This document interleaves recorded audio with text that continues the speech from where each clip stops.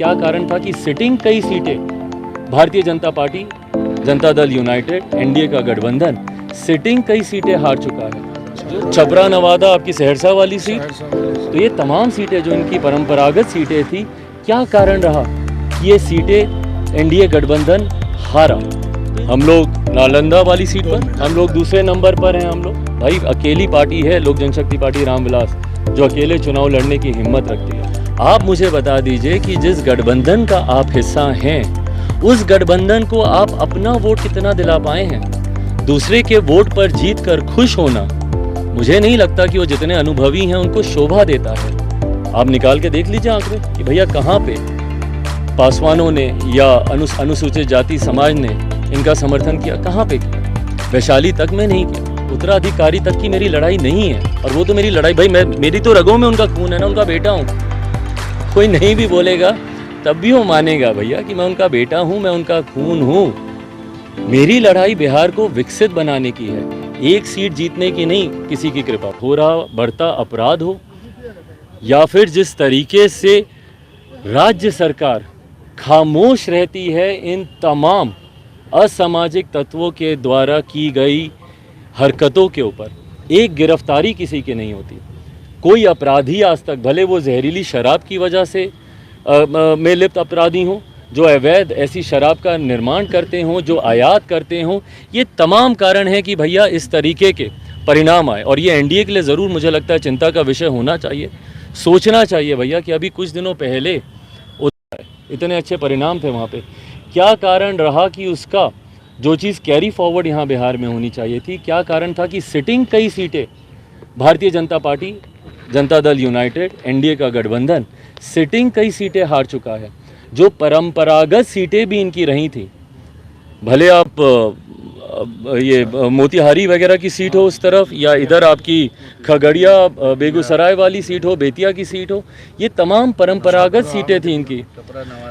छपरा नवादा आपकी सहरसा वाली सीट, तो ये तमाम सीटें जो इनकी परंपरागत सीटें थी, क्या कारण रहा कि ये सीटें एनडीए गठबंधन हारा।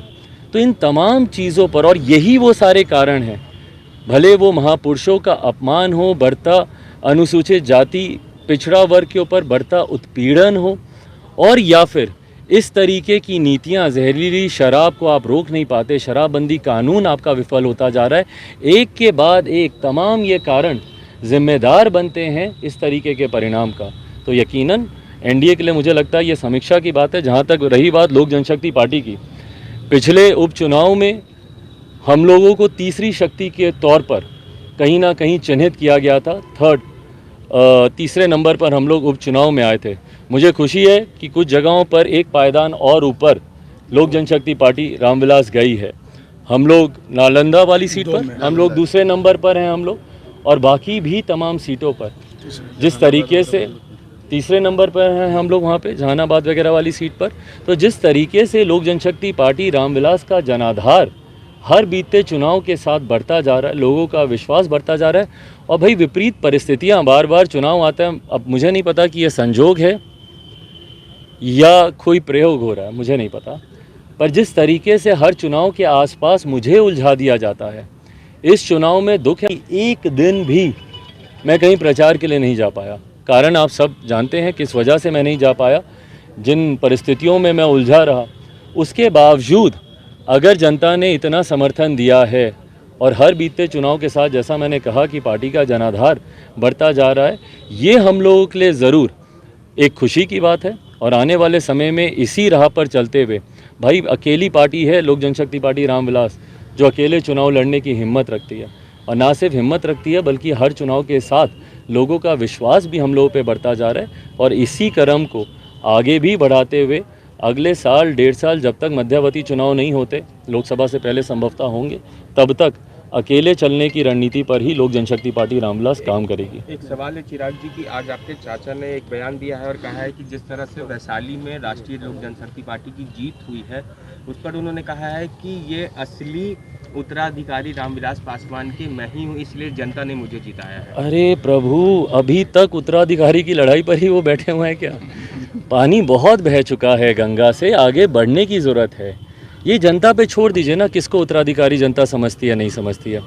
आप मुझे बता दीजिए कि जिस गठबंधन का आप हिस्सा हैं, उस गठबंधन को आप अपना वोट कितना दिला पाए हैं? दूसरे के वोट पर जीत कर खुश होना, मुझे नहीं लगता कि वो जितने अनुभवी हैं उनको शोभा देता है। खुद वैशाली में ही वो अपने समाज का कितना वोट ले पाए हैं, या दूसरी जगह पर जहाँ जहाँ पर भी इनके गठबंधन के साथी चुनाव लड़ रहे थे वहाँ पर वो कितना अपना वोट ट्रांसफ़र करा पाए हैं? गलत बात है ना ये। अगर आप एक घटक दल हैं तो सिर्फ दूसरों का ही फ़ायदा लीजिएगा, अपना आप कोई कंट्रीब्यूशन नहीं दे पाएगा, ये बात उचित नहीं है। आप जब गठबंधन में होते हैं तो भाई आपका भी अगर कोई जनाधार है जो कि इस चुनाव में समझ में आ गया, आप निकाल के देख लीजिए आंकड़े कि भैया कहाँ पे पासवानों ने या अनुसूचित जाति समाज ने इनका समर्थन किया, कहाँ पे किया? वैशाली तक में नहीं किया। तो इनको अपना भी फ़ायदा अपने गठबंधन को देना चाहिए। सिर्फ गठबंधन से मिली हुई जीत पर उत्साहित होकर अपने आप को उत्तराधिकारी स्वघोषित करना, भाई मेरी लड़ाई बहुत आगे की है। मैं बार बार बोलता हूँ, उत्तराधिकारी तक की मेरी लड़ाई नहीं है। और वो तो मेरी लड़ाई भाई, मेरी तो रगों में उनका खून है ना, उनका बेटा हूँ। कोई नहीं भी बोलेगा तब भी वो मानेगा भैया कि मैं उनका बेटा हूँ, मैं उनका खून हूँ। मेरी लड़ाई बिहार को विकसित बनाने की है, एक सीट जीतने की नहीं, किसी की कृपा। लाइव बिहार यूट्यूब पर सब्सक्राइब और फेसबुक पर लाइक जरूर करें।